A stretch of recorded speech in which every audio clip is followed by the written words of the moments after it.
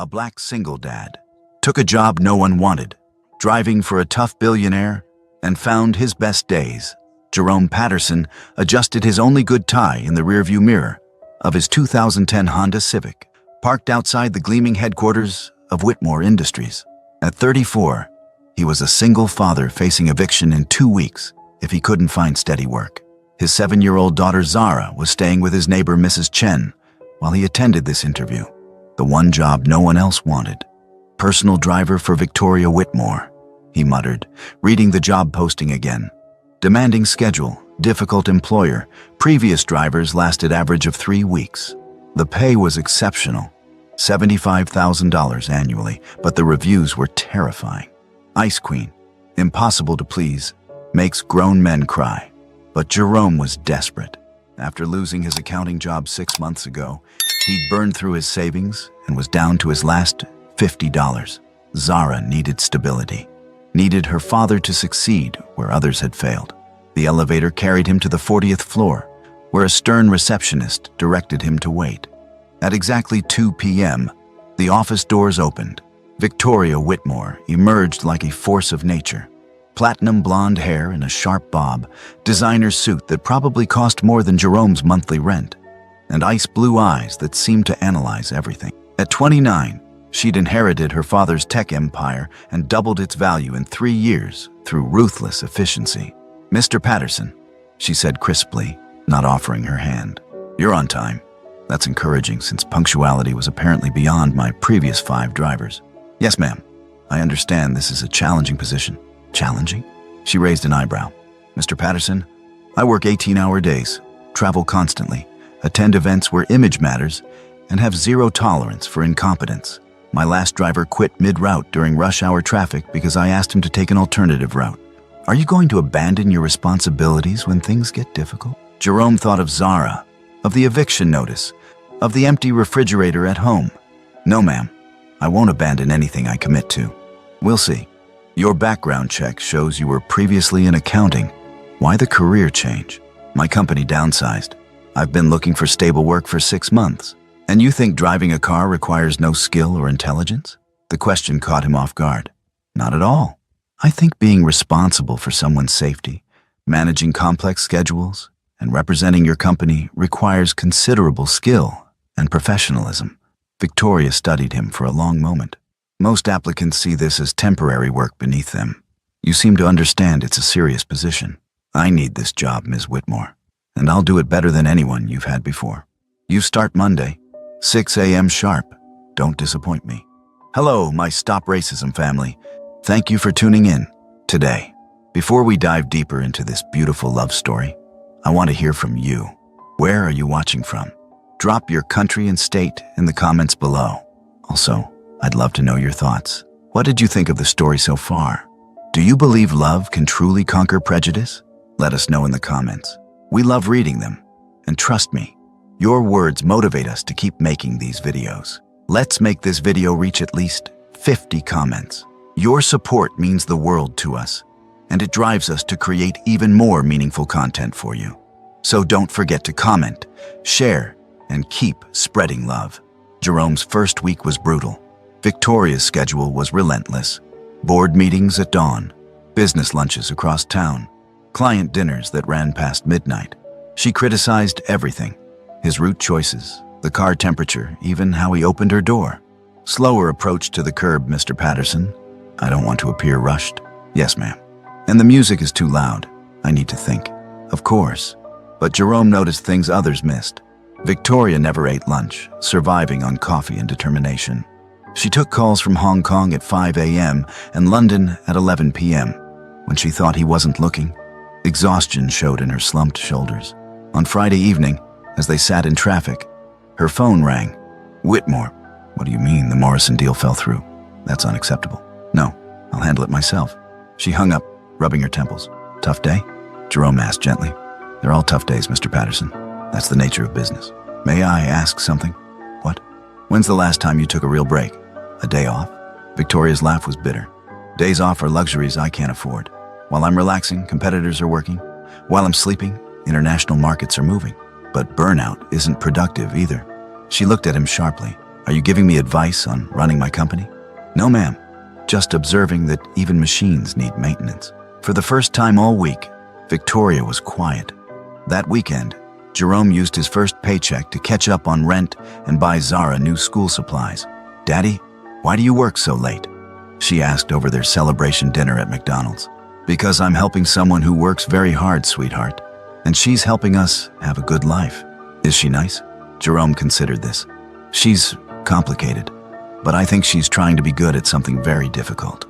Monday morning brought a crisis. Jerome's neighbor, Mrs. Chen, had fallen and broken her hip. She couldn't watch Zara anymore. With no babysitter and no alternatives, Jerome made a desperate decision. "Miss Whitmore, I have an emergency situation," he explained quickly, expecting to be fired. Instead, Victoria was silent for a long moment. "Where's your daughter now?" "In the car. I know this is unprofessional. Bring her up." "Ma'am, your daughter. Bring her to my office." Zara entered like a small tornado of energy and curiosity, her hair in neat braids, wearing her favorite purple dress. "Wow, your office is really big," she announced, making Victoria blink in surprise. "You must be Zara," Victoria said, her voice softer than Jerome had ever heard it. "Yes, Daddy says you're his boss. Are you nice to him?" "Zara," Jerome started to scold, but Victoria held up a hand. "That's a fair question. I try to be fair to your father. He says you work really hard, and that's why you're tired sometimes." Victoria glanced at Jerome, something unreadable in her expression. "Your father is very wise." The day proceeded differently than usual. Victoria's assistant Rachel set up a small area with coloring books and tablets for Zara. During meetings, the little girl sat quietly, occasionally whispering questions to her father. "She's remarkably well-behaved," Victoria commented as they drove to their final appointment. "I'm sorry about today. It won't happen again.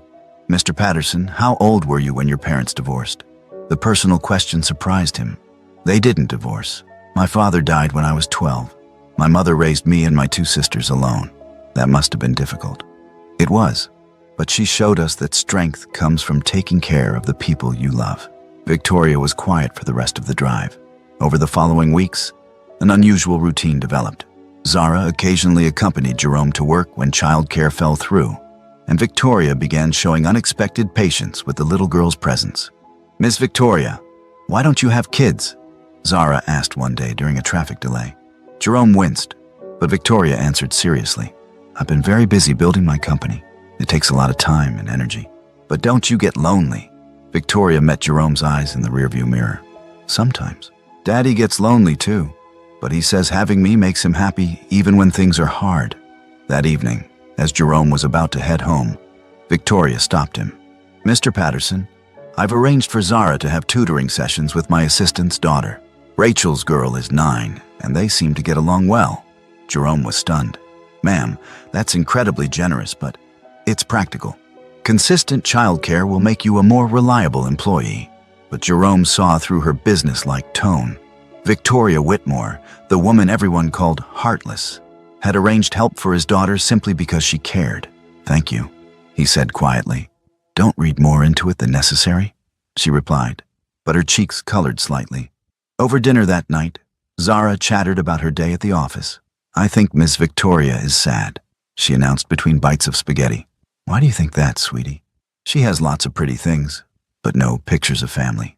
And she always looks like she's thinking about something that makes her worried." Jerome realized his 7-year-old daughter had seen something in Victoria that the business world missed. Vulnerability hidden beneath armor. The breakthrough came during a late-night drive back from a client dinner. Victoria had been unusually quiet, and Jerome noticed her hands trembling slightly. "Are you all right, Ms. Whitmore?" "Fine, just tired." But she wasn't fine. When they stopped at a red light, Jerome heard her breath catch.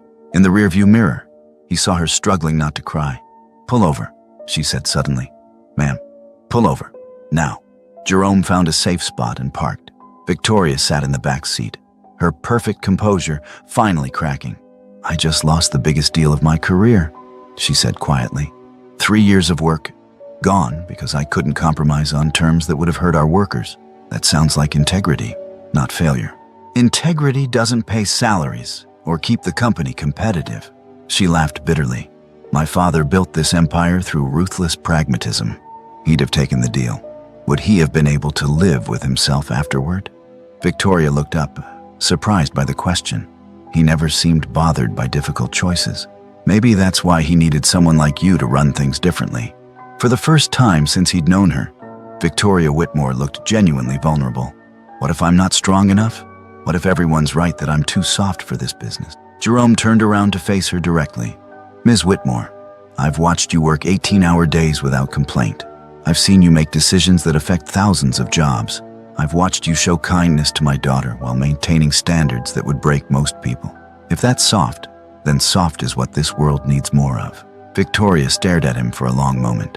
You really believe that?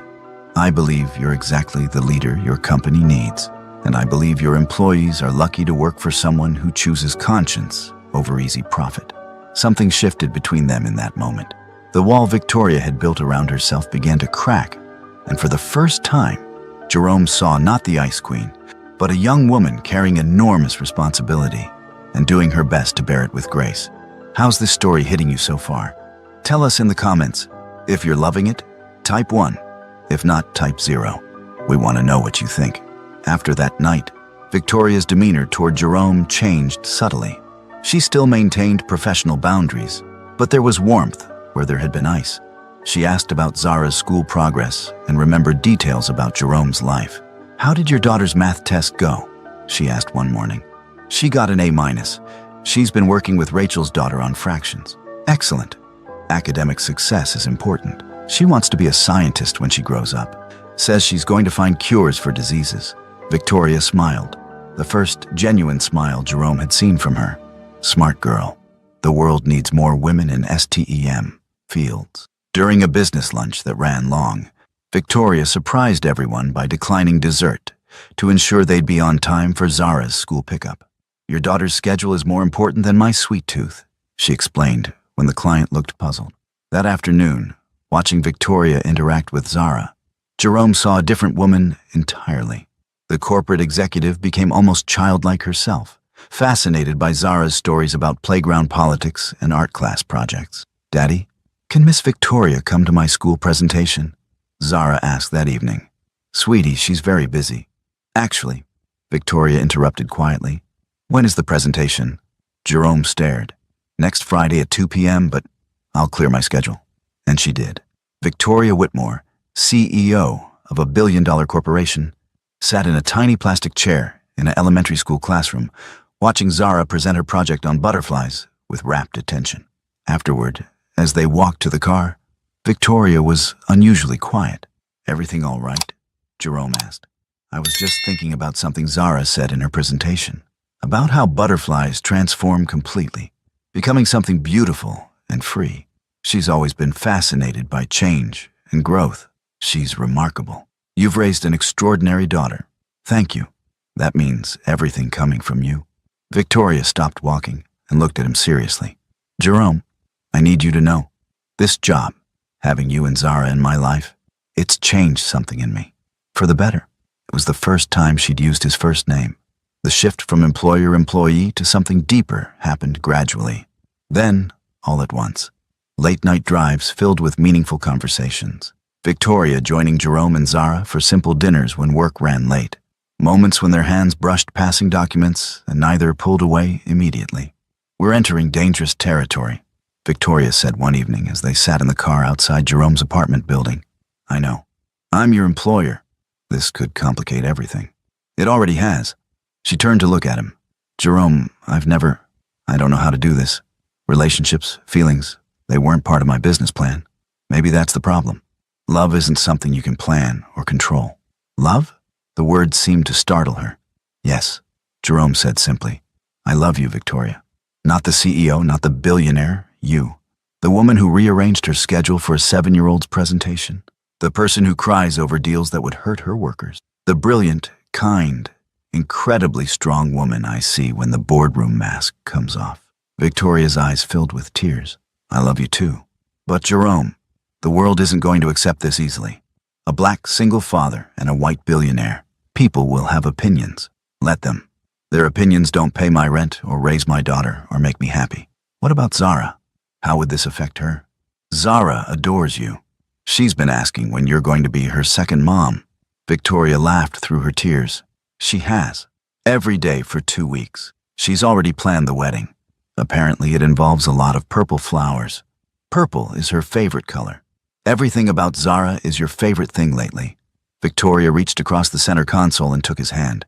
Jerome, if we do this, really do this, it changes everything. Your job, our dynamic, how people see us. Victoria, you changed my life the day you hired me. Everything else is just details we'll figure out together. She leaned forward and kissed him softly. Together, she repeated against his lips. Their relationship became public knowledge when business magazines published photos of them at Zara's school carnival. The headlines were brutal. Ice Queen melts for the help. Billionaire's questionable choices. Victoria Whitmore's shocking romance. I'm sorry, Jerome said, reading the articles in Victoria's office. For what? For the way they're writing about you. About us. Victoria closed her laptop firmly. Jerome, I've been criticized by business journals since I took over this company. They called me too young, too emotional, too soft. Now they're calling me too unconventional. Their opinion of my personal life matters as little as their opinion of my business strategies. But the board cares about profits and stock prices. Both have increased every quarter since I took over. My personal happiness is irrelevant to company performance. Despite her confident words, Jerome could see the strain. Board members who'd previously supported Victoria began questioning her judgment. Clients made inappropriate comments about her interesting choices. Social media buzzed with speculation about her fitness as a CEO. The breaking point came during a company retreat where board member Harrison Blackwell cornered Jerome. I don't know what game you're playing, Blackwell said quietly, but Victoria's reputation is being damaged by this association. If you cared about her success, you'd end this. With respect, sir, Victoria's happiness is more important than your comfort level. Her happiness? She's a billionaire? She could have anyone. And she chose me. Maybe you should ask yourself why that bothers you. Blackwell's face reddened. I think we both know why. Jerome stepped closer. Say it plainly. A woman in her position needs to be above reproach. Dating the hired help, especially. He paused meaningfully. Especially what? You know what? Jerome felt his temper rise. But before he could respond, Victoria's voice cut through the tension. Especially what, Harrison? She asked coldly, having overheard the conversation. Blackwell turned, flustered. Victoria, you were just expressing your racist concerns about my relationship with a good man who happens to be my employee. Is that accurate? Now, see here. No, you see here. Jerome Patterson is twice the man you are. He's honest, hardworking, intelligent, and kind. The fact that he's black doesn't change any of those qualities, though apparently it changes your comfort level with my choices. The board has concerns. Then the board can replace me, but they cannot and will not dictate my personal life. Victoria took Jerome's hand publicly, in front of the entire retreat. Anyone who has a problem with my relationship is welcome to leave. That includes board members. The confrontation with Blackwell had consequences. 3 board members called for a vote of no confidence. Victoria's stock options were threatened. Business partners began distancing themselves from Whitmore Industries. Maybe we should take a break, Jerome said one evening, watching Victoria pace her penthouse. Are you giving up on us? I'm trying to protect you from losing everything you've built. And what if I said everything I've built isn't worth anything without you and Zara in it? Jerome stopped her pacing by pulling her into his arms. I'd say you're crazy. Crazy about you. Victoria, be serious. This is your life's work. No, Jerome. This company was my father's life work. My life's work is becoming the person I want to be. Someone who chooses love over fear, integrity over convenience, and happiness over other people's approval. Even if it costs you everything. What would it cost me, really? Money? I have more than I could spend in 10 lifetimes. Status? I've learned that respect based on fear isn't respect at all. Power? What good is power if I'm too afraid to use it for what matters most? That night, Victoria made a decision that shocked the business world. She called a press conference. I stand before you today as the CEO of Whitmore Industries, and as a woman in love, she began. For 3 years, I've run this company with one priority, increasing shareholder value. Today, I'm announcing a new priority, creating a company culture that values human dignity, personal happiness, and authentic relationships. The reporters fired questions, but Victoria continued calmly. I love Jerome Patterson. He's made me a better leader, a better person, and hopefully someday a better mother to his remarkable daughter.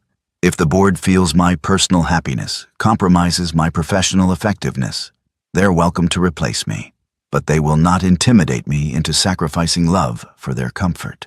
The room exploded with questions, but Victoria simply walked away, leaving the business world to process her unprecedented declaration. The board meeting was tense. Victoria sat at the head of the conference table, Jerome beside her as moral support. The vote of no confidence was scheduled for that afternoon. "Victoria," began board chair Margaret Chen, "we need to discuss the practical implications of your recent personal choices. My relationship with Jerome? Your relationship with an employee? The optics are problematic." Jerome started to speak, but Victoria placed a hand on his arm. "Margaret, let me be clear. Jerome is no longer my employee as of this morning. He's my partner in every sense that matters." "You fired him?" Blackwell asked hopefully. "I promoted him to Vice President of Operations. His business acumen and integrity make him uniquely qualified to help streamline our processes." The room erupted in shocked voices. Jerome stared at Victoria in amazement. "You can't be serious," Blackwell sputtered. "I've never been more serious. Jerome has insights into efficiency and employee relations that this board lacks. His background in accounting and his observations of our daily operations make him invaluable. This is nepotism. This is recognizing talent regardless of its packaging." Victoria shot back. "Something this company should have been doing all along." Margaret Chen called for calm. "Victoria, the board's concern isn't Jerome's qualifications. It's the unusual nature of your relationship progression." "Unusual how?" "Because I fell in love with someone from a different background. Because our relationship didn't fit your expectations of appropriate corporate romance." The uncomfortable silence that followed was answer enough. Victoria stood up. "I see. Well, let me make this simple for everyone. You can accept Jerome as my partner and a valuable member of this leadership team. Or you can accept my resignation, but you cannot have one without the other." The board meeting continued for 4 hours. In the end, faced with losing their most successful CEO and the potential public relations nightmare of appearing discriminatory, the board voted to support Victoria's decisions. "Congratulations, Mr. Patterson," Margaret Chen said formally. "Welcome to the executive team." Jerome shook her hand, still somewhat dazed by the rapid turn of events. "Thank you. I won't let you down." "See that you don't. You'll have significant responsibilities and considerable scrutiny." As they left the boardroom, Jerome pulled Victoria aside. "I can't believe you did that." "Did what?" "Recognized your value?"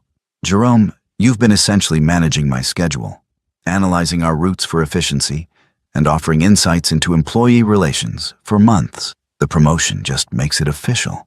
You risked everything for me. I risked everything for us. There's a difference." That evening, they picked up Zara from school together. The little girl noticed their intertwined hands immediately. "Does this mean Miss Victoria is going to be my mom now?" Victoria and Jerome exchanged glances. "Would you like that, sweetheart?" Jerome asked. "Yes. Can we have the purple wedding now?" Victoria laughed, the sound full of joy and possibility. "Soon, Zara. Very soon." 6 months later, the wedding was indeed purple. Purple flowers, purple bridesmaids' dresses, and a purple bow tie for Jerome. Zara served as maid of honor, beaming as she watched her favorite people, promised to love each other forever.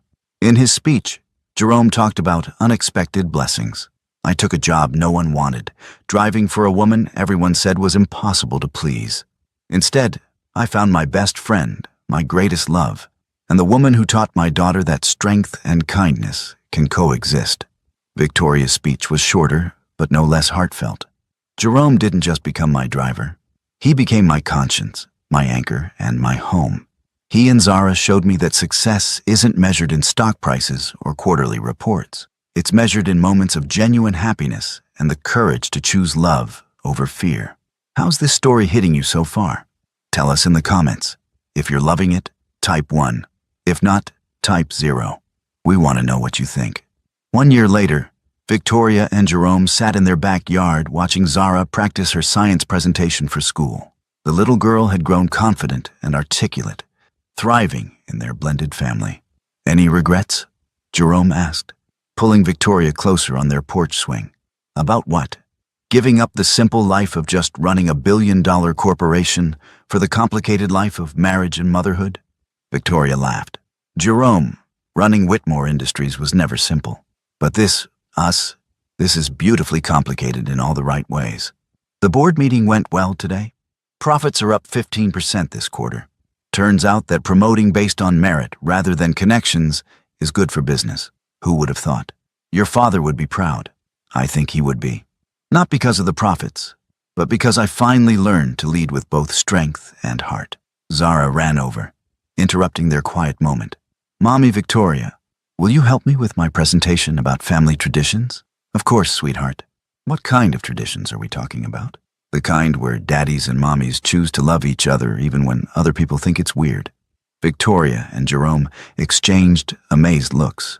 Their 8-year-old had distilled their entire journey into one perfect observation. That's exactly the kind of tradition worth preserving, Victoria said, hugging Zara close.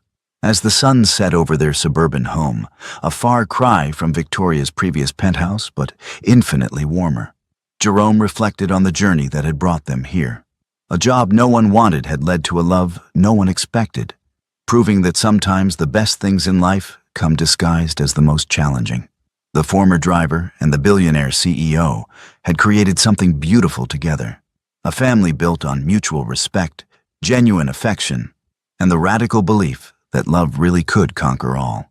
In choosing each other, they'd found not just happiness, but the courage to redefine what success actually meant. Their story became legend at Whitmore Industries, where employee satisfaction reached all-time highs under leadership that valued both excellence and humanity. But for Jerome, Victoria, and Zara, the real victory was simpler. They'd found each other, and in doing so, had found their way home.